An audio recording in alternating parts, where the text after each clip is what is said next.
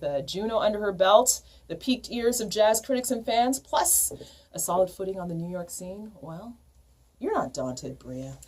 You're not daunted. She plays the TD Toronto Jazz Fest Sunday at 8:30. Good morning, Bria. Good morning, everybody. So you are here in Toronto, and this is you, the first time headlining your own show at the Jazz Fest. Yes, the first time I've been here for the Jazz Festival, the first time really performing with my own band and my own name in Toronto, so I'm super excited. Well, it's an exciting time to have you here because reading everything about you, the quote that keeps popping up is that from the Wall Street Journal, where they called you versatile and imposing. What do you mean by that? I don't know what they mean by that. I'm asking you. You read that, and what are your thoughts when you see something like that about yourself? Because I don't find you imposing in person, but I could imagine people thinking that when they see you pick up your horn. Well, I guess trumpet is it's a big melodic voice. It likes to be in the front of the band, but anytime you get a compliment of that sort of weight from such a publication, you feel it's just, for me, it's a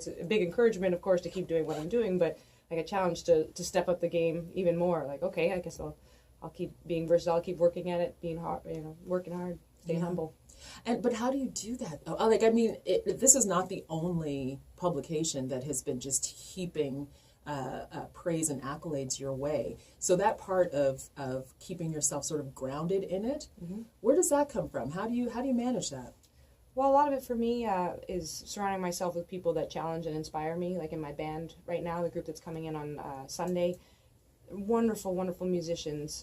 They always bring new things to the table that I go, oh, I want to learn about that. And I think I just continue to stay curious about music and life and try to have my musicality reflect that. And so, that and a good upbringing keeps me grounded. I stay very in contact with everybody and everywhere that everybody that's brought me to where I am to date. Yeah. It's been a wild ride and a big journey, and everybody around me keeps me grounded. You know, that wild ride part of it. I was looking at an article about the first time when you landed in New York. So you're a BC girl, but then you ended up in New York City, staying with a friend, and the two of you end up in Washington Square Park. Can you tell me about what happened? Yes, talk about a wild ride. It was already an emotionally charged day because I had been traveling a lot for a few years, but this was the first time I left home, said bye to my parents with the intention of maybe not ever coming back. And that was a big emotional charge, and so being short on sleep and heavy on emotion, I went to the park and we went and just busked, which means playing in the street, playing some good tunes, and we were playing some, I think, Jelly Roll Morton's Wine and Boy Blues. Oh, cool. Something really old and crusty, and just like I like them. And out of nowhere, Wynton Marsalis walked by, the world's greatest trumpet player, and I thought, okay, we're not in Chilliwack anymore, which is kidding. Where I'm from. No kidding. So it was just it was like watching the Great Oz walk by, and he gave a thumbs up, and I kind of gave him a nod, like, yeah, hey, how's it going? Hi. No big deal. Yeah. And thought, well, it was a sign. I made a move, and let's just square one again. And just like that. Yeah. Just like that. Have you had any encounters with him since? Yes. Yeah. Definitely crossed paths a few times. Just a few weeks ago, I was Lincoln Center honored Louis Armstrong, and I got to play a piece for the gala, and Wynton introduced it, which was a huge pinch me moment when Wynton saying, we're honoring Louis Armstrong, here's Bria Skonberg to play the part. Oh my goodness. It's crazy. Did you say, remember when we were in Washington Square Park and then I was playing, and he was like, oh, maybe. No. It is such a journey, such an incredible journey, and not only have you taken yourself from Chilliwack to New York, but now you're really making a mark on the New York scene. Now, I've heard rumors of this hot jazz camp.